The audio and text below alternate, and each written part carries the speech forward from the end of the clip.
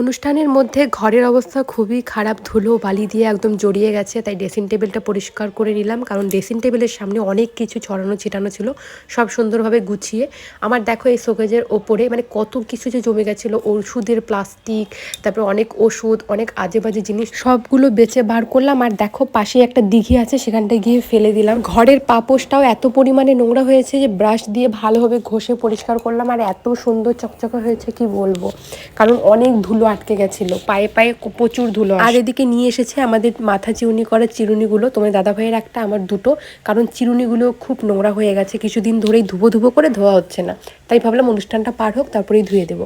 আর এখানে দেখো বেসিনে প্রচুর বাসন ছিল সকালে চা খাওয়া দাওয়ার, তো সেগুলো মেজে তারপর আমি চলে আসলাম বিছানা গোছাতে, কারণ আজকে ঘুম থেকে উঠে আর বিছানা গোছাইনি, ভাবলাম ঘরটাকে আগে ক্লিন করে নিই, তারপর বিছানা গোছাবো।